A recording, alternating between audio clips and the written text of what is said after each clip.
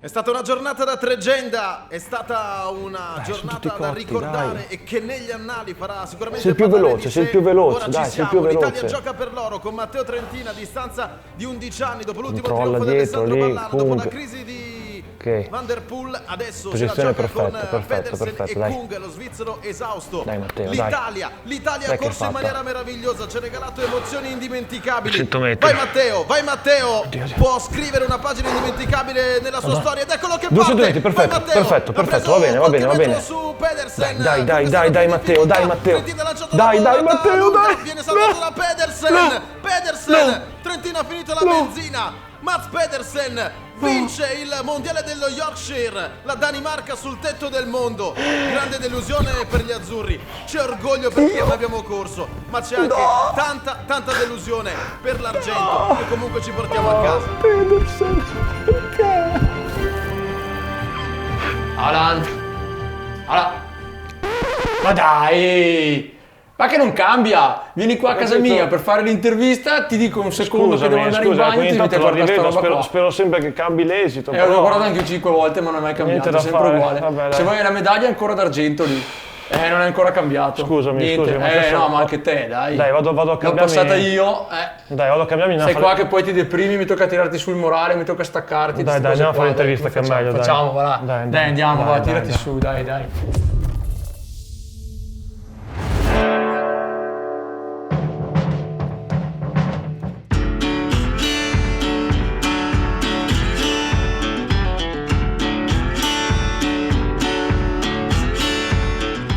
Negli ultimi anni abbiamo visto troppi casi di incidenti mortali di ciclisti investiti lungo le strade, che siano professionisti, dilettanti o anche la signora che va a fare la spesa. Cosa possiamo fare per cercare di essere più sicuri, diciamo? Ma diciamo che in primis dovremmo tentare di diventare un paese civile, di usare questi cartelli qua. Tipo, questo Tipo qua, questo, un metro e vedi? mezzo. Esatto, ma fa parte più che il discorso di avere una legge, che la legge si può fare, è il discorso di instaurare una nuova cultura. Noi che andiamo in bicicletta siamo green, adesso c'è tutta questa attenzione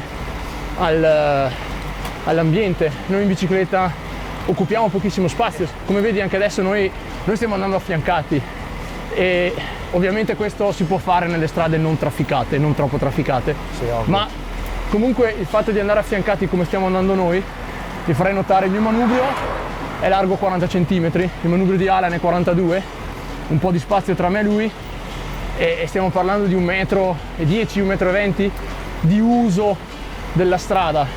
La Peccara è larga 2 metri qua, no, 1,70 m, quindi una Peccara occupa più spazio di noi. E oltretutto se siamo magari io, Alan e qualche amico, siamo comunque 4-5 persone, se una macchina deve superare una fila di 10-12 metri Esatto, puoi immaginare. in maniera sicura diventa quasi impossibile. È ovvio che da parte del ciclista serve naturalmente questo tipo di rispetto, occupiamo mezza corsia, la gente ha il suo spazio per passare e tutti quanti sono felici. Poi è solamente una questione di abitudine, perché alla fine gioco matematico. Dimmi. Se un ciclista va a 30 all'ora, la macchina mettiamo, cioè sarebbe il limite di 50 nella zona, facciamo 60 all'ora. In un minuto, Esatto. se tu stai dietro a un ciclista per 20 secondi e vai a 30 all'ora quindi, e poi per i restanti 40 secondi vai a 60 all'ora, quanti metri hai perso rispetto al fatto che tu fossi andato sempre a 60 all'ora? Ma questo bisogna farlo, questo indovinello a qualcuno che protesta. Chi guida, che protesta Ma certo.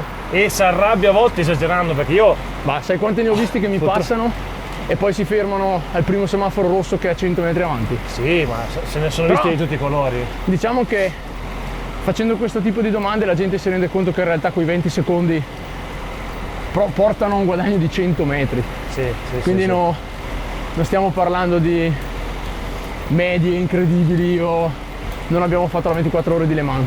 Comunque noi possiamo sensibilizzare gli altri, però per renderci più sicuri possiamo mettere le luci. Ho visto Certo, che siamo partiti. luce davanti, Tu luce davanti, luce dietro, luce io dietro. solo luce dietro, vabbè. lui solo luce dietro, ma Però- troppo forte. Fa luce, brilla di luce propria. Comunque diamo un messaggio anche a chi ci guarda. Mettete le luci prima cosa, almeno dietro, ma anche davanti. Vi devo dire che da quando ho iniziato a usarla, le macchine ti vedono quando arrivi, le macchine ti vedono anche se c'è il sole contro. E mettete il casco, Quello perché fondamentale. devo dire che ormai fondamentale. voi ignobili che non mettete il casco Ignobili. siete ancora pochi, quindi Sono rimasti old school, vecchia scuola, anni 90. No, sono stupidi, perché se cadi ti Vabbè. fai male. E questo lo dico e non mi tagliate. Sì. Capre! No, non ti censuriamo. Ormai i caschi di adesso sono talmente leggeri che io ti dico, se non ce l'ho mi sento come se fossi nudo, già non ho capelli, quindi già lì sento fresco.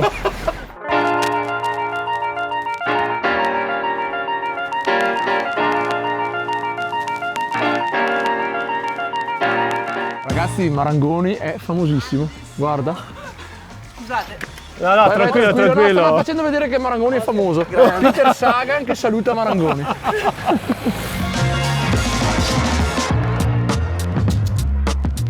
A mio parere, tu sei uno dei corridori che vede meglio la corsa.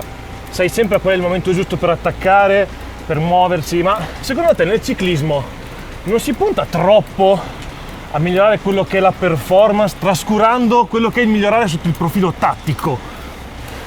Ma, beh, tanto grazie ai complimenti gratuiti. Nel mio parere onesto, cioè, è sincero. Ma allora, può essere, nel senso, più magari a livello nostro, ognuno si fa la sua autoanalisi, magari chiedendo anche ai compagni, magari parlando con i direttori dopo la corsa.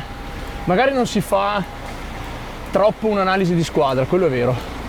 Alcune squadre lo fanno, alcune squadre no. Però poi alla fine è sempre il risultato che determina il tuo tipo di analisi.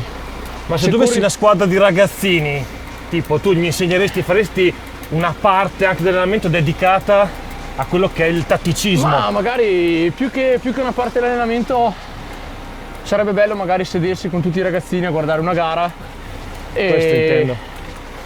e magari spiegare cosa succede, anche perché comunque dobbiamo pensare che, ecco, si vede subito per esempio come si è sviluppato il mondiale Under 23 negli ultimi anni.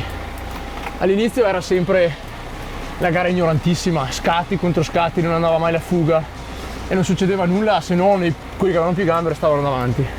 Adesso basta vedere l'ultimo mondiale in Yorkshire, c'è stato veramente un certo tatticismo da parte, se non sbaglio, della Norvegia. Sapevano che c'era il vento laterale, hanno attaccato e hanno fatto fuori Hanno fatto il la ventaglio. maggior parte della gente. E quindi anche il ciclismo ormai dilettantistico si sta spostando, a parte che il dilettantismo non esiste più nel mondo se non in Italia, Sì, esatto. si sta spostando un po' a diventare una gara molto più logica, diciamo. Quindi sì, ma lo farei più nelle categorie giovanili, dove Ok. magari tantissimi ragazzini vengono portati alla performance pura, nel senso devi andare forte. E basta. Che per carità non è sbagliato. Spingere, sì, perché no, Il ciclismo, certo. ricordi che il ciclismo è uno Si sport basa semplice. sulla performance, esatto. Il ciclismo sì. è uno sport semplice, È basta semplice, pedalare esatto, forte. esatto. Però ogni tanto Però ogni tanto avere questa idea, perché avere le idee di base sai su cosa com'è dice la in Trentino tattica. adesso che sei trentino? Più o meno. Che quello del formaggio arriva sempre. Quello che te le dà. Quello che te le dà ci sarà sempre, puoi essere il più forte del mondo, ma prima o dopo dovrai ingegnarti per battere questo Ti svegli da costui. solo.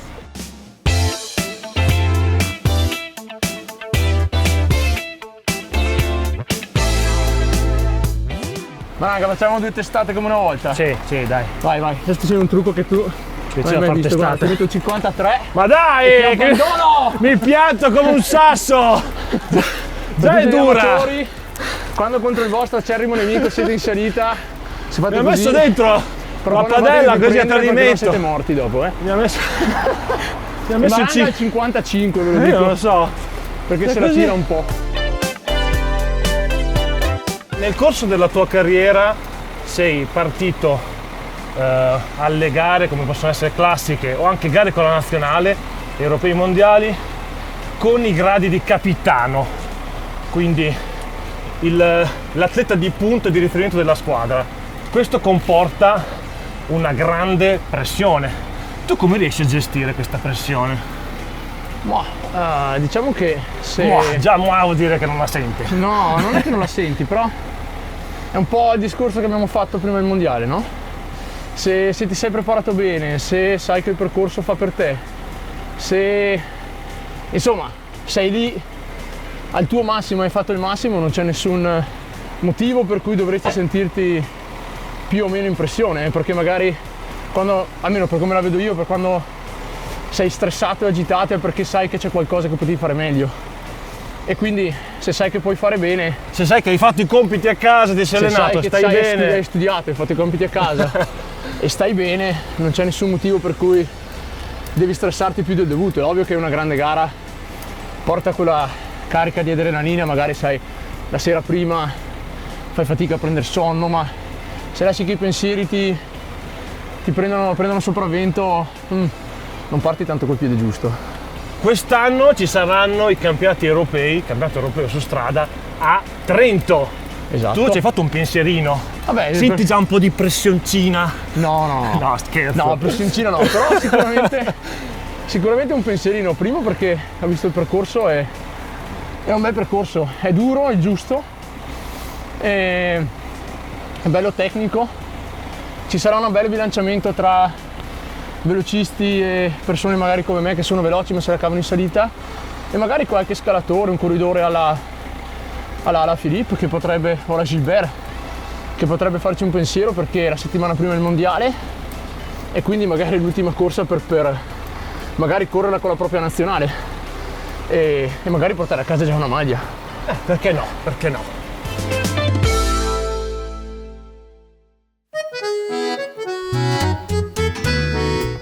La sosta bar ci vuole sempre, vero? Sempre, è un must. Un must. E non so se notate qui la nostra scelta è quanto varia. Ampia Alan scelta. ha già detto che vorrebbe provare tutto. Ma c'è una discreta fame.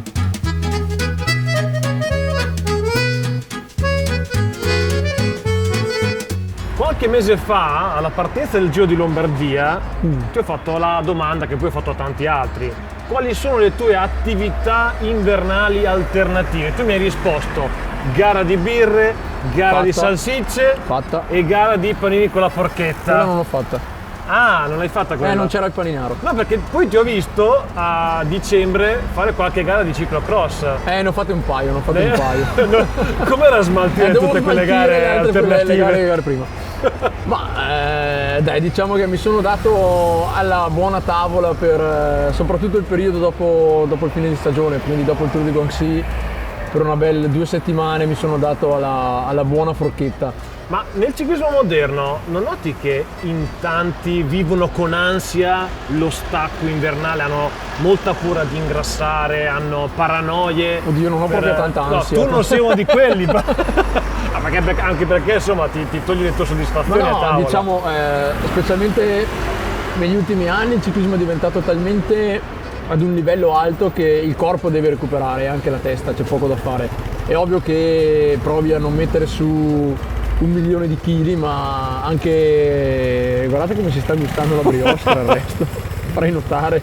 Vabbè, io non sono più in attività e quindi giustamente reintegra. ti ascolto. No, e quindi il corpo deve recuperare, essere magrissimi e sempre tirati non è la condizione ideale per un corpo neanche sano. Quindi devi lasciare tempo al tuo corpo e anche alla mente di assorbire il colpo della stagione e essere pronto per la stagione dopo. Questo perlomeno è quello che penso io. È ovvio che se ingrassi 15 kg poi è un po' più difficile metterli giù, però devi trovare anche un buon bilanciamento tra queste cose.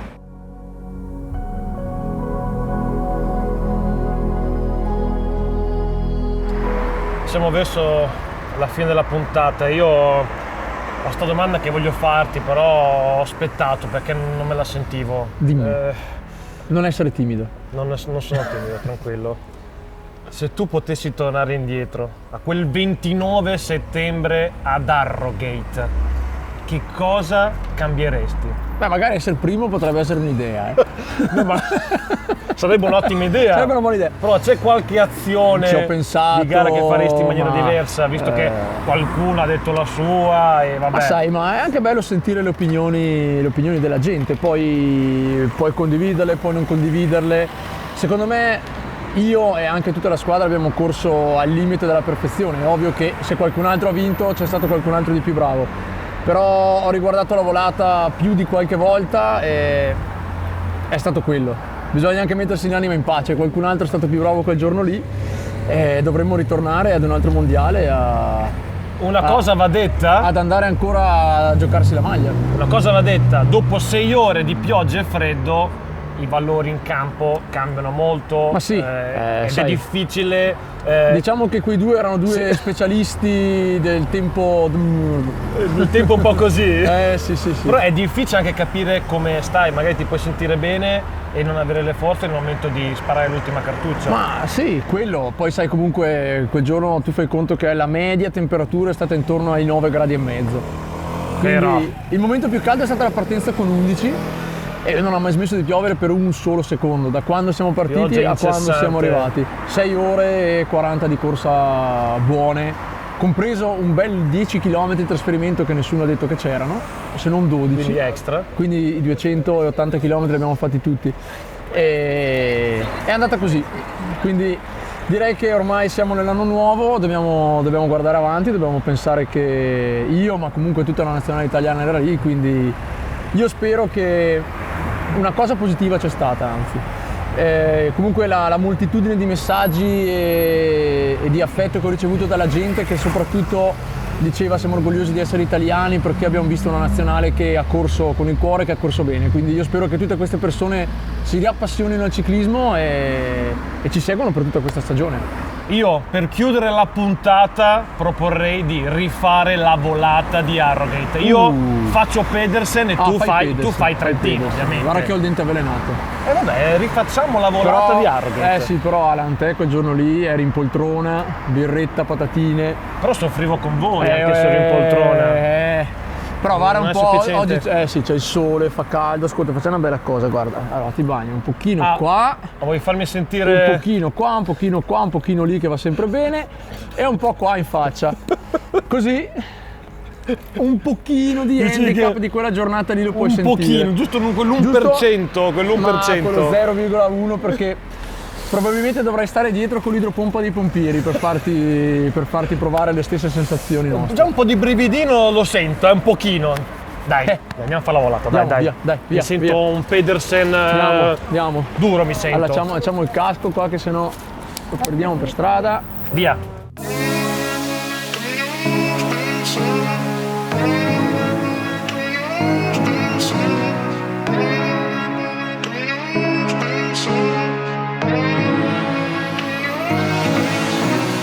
Allora una volata al cartello del 1,5 metri laggiù in fondo. Così da fermo, cioè sono 200 metri, fermo Te neanche eri il lanciato. campione da fermo una volta. No, non penso proprio. No? Dai, non stai qua a lamentarti. Andiamo, metti l'occhiale che sei aerodinamico. Guarda che anche voi ad Harrogate non è che eravate proprio lanciatissimi. Io ero abbastanza fermo dopo. Allora, 3, 2, 1, fatto quello prima, dai, quello prima. tu mi freghi sempre sul pedale, sei un professionista del pedale qua.